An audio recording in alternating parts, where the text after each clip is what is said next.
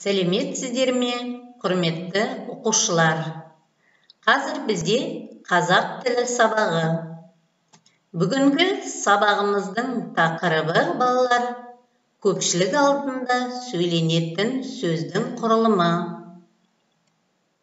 Сабағымыздың мақсаты көпшілік алдында сөйленетін сөздің құрылымымен танысу, тілімізді, сөздік қорымызды, сыни көзқарасымызды дамыту, сөйлеу мәдениетіне үйрену. Енді балалар, жаңа тақырыбымызға көшейік. Оқушылар, әрбір сөйлеуші көпшілік алдында сөйлейтін сөзінің жоспарын жасап алады. Содан соң сол сөйленетін сөзінің құрылымын түзеді. Ауызша сөйлеудің ең көп таралған құрылымы 3 бөліктен тұрады. Кіріспе, негізгі бөлім, қорытынды бөлім.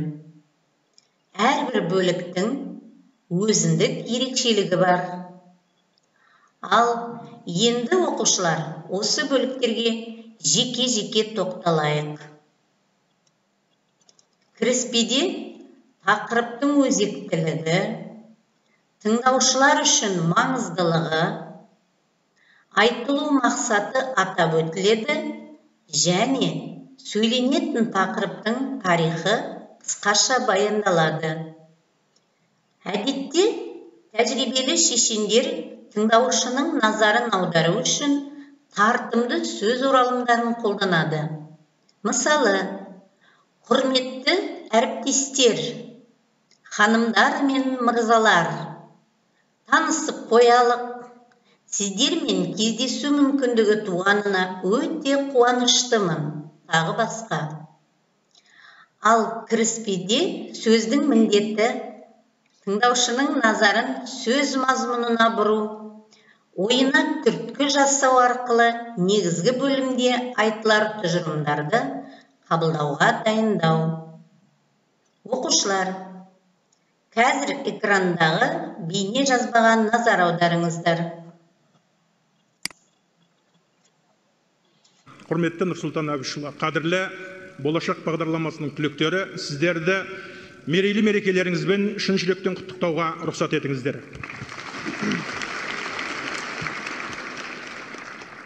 Таңғалуға бір сәт жетеді, ал таңғалдыруға адамның ғұмыры да жетпей жататын заман. Осыдан 20 жыл бұрын 5 қарашада елбасымыз болашақ бағдарламасының жарлығына қол қойғанда таңғалмаған пенде қалмады. Бабамыздың табаны тимеген жерге баламыздың қаламы тиетін болды деп қуаныштан бөркімізді аспанға аттық. Енді таңғалдыратын уақыт келді. Балалар, сіздер бұл бейне жазбадан сөйлеушінің өз сөзін қалай бастағанын, кіріспе бөліміндегі сөйлеу мәнерін көрдіңіздер. Келесі негізгі бөлім. Негізгі бөлімде материалдардың негізі беріледі. Мазмұны түсіндіріледі, дұрыстығы дәлелденеді. Негізгі бөлімге енген материалдар жүйелі орналасып, бір ой екінші ойды жетектеп отырады. Логикалық жүйелілік пен материалдарды орналастырудағы бірізділікті сақтауды қажет етеді.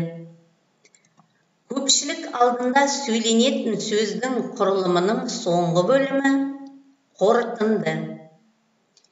Кез келген сөйлеудің маңызды бөліктерінің бірі ол қорытындысы. Қорытынды істің біткенін көрсетеді. Сенімді және сәтті жасалған қорытынды сөз тыңдаушылардың есінде ұзақ қалады, жақсы әсер туғызады.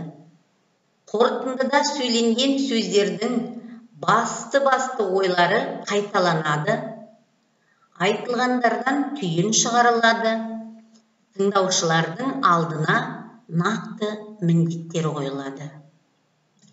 Ғалымдардың айтуынша, сөйлеудің басы мен аяғы көпшіліктің есінде жақсы сақталады.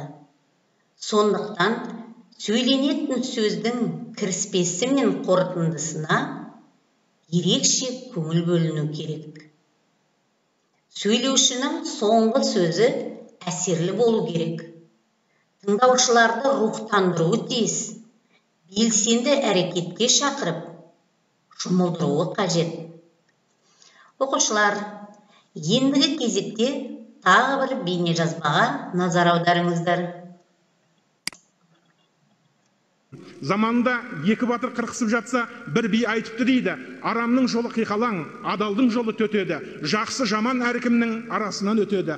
Араздаспай, таласпай, тату жүрсек нетеді, ынтымағы жарасса, бұл дүниенің қызығы бәріңе түгел жетеді деген. Қазақстанның ынтымағы жарасын, алар асуы алда болсын. Үлкен рахмет. Сіздер бұл жерде сөйлеуші өз сөзін қалай қорытындылағанын, яғни қорытынды бөлімді көрдіңіздер. Ал енді, балалар, алған білімімізді бекіту үшін тапсырмаларға көшейік. Бірінші тапсырма: қазақ тілі пәні оқулығындағы Мұхтар Шахановтың «Жаңа қазақтар» өлеңінің аудио нұсқасын тыңдап, өлеңді кіріспе, негізгі бөлім және қорытынды бөлімдерге ажыратып жазыңыздар. Ол бөлімдерде қандай ойлар айтылған? Жаңа қазақ, шала қазақ жас інім, алшысынан тұрды бүгін асығым. Саған қарап ойландым да жасыдым, айырмаған азғыны мен асылын. Мына ғасыр, бәлкім сенің ғасырың. Мына ғасыр безбүйректеу өр ғасыр, жүрегіңде сезім емес қорғасын, шетке қақты тұлпарымен жорғасын. Қақпай қайтсын, бәрін сатып алуға һәм сатуға мүмкіндігі болғасын. Сенде қазір думан дәурен, масат күн, өзіңді өзің бар жауаптан босаттың. Рухани байлыққа да тасаттың. Аудандағы жалғыз кітап дүкенін сатып алып, сырахана жасаттың. Тез ашылып саудагерлік дарының, таудан, тастан қайтпастай өр арының. Саудаладың Алматының жарымын. Ұлағатты ұлы қазақ елінде сатылмайтын нәрселері де бар, інім. Жалғыз саған борыштыдай бар халық, топ ішінде ісіп, кеуіп, нарланып, кейкиесің қол беруге арланып. Дегенмен біз сені туған ұлыттың сатылмайтын қасиеттерін қорғадық. Көз көп қазір сыртымыздан сынайтар, бәйтеректі мазақтаса құмайтал. Ерден бұрын ел сенімін мұңайтар. Бірақ бізге өз ұлтыңды өзгеден кем сүйесің деп қанекей кім айтар? Оқушылар, екінші тапсырмаға назар аударыңыздар. Экрандағы сөйлемдерге толық синтаксистік талдау жасаңыздар.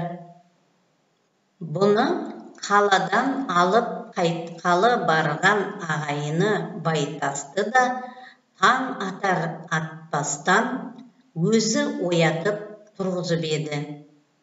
Бұдан бұрынғы 2 күндік жолда үлкендер жылдам жүрмей, баланың шыдамын әбден тауысқанды. Қуғыншы ойлағандай-ақ шоқпарды жөндеп суыртпады.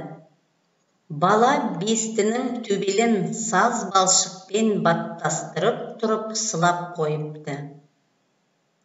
Балалар, сіздерге берілетін үй тапсырмасына назар аударыңыздар. Газет журналдардан өздеріңе ұнаған шешендік сөздерді жинап, ондағы кіріспе, негізгі және қорытынды бөлімдерін ажыраттыңыздар.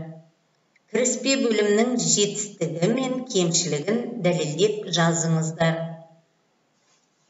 Құрметті балалар, сіздер жаңа тақырып бойынша ең негізгі мазмұнды алдыңыздар. Басқа материалдарды сіздер өз мұғалімдеріңізден аласыздар. Егер сұрақтар болса, сіз оларды мұғалімдеріңізге қоя аласыздар. Жаңа материалды меңгеруде сәттілік біздің жас достарымыз.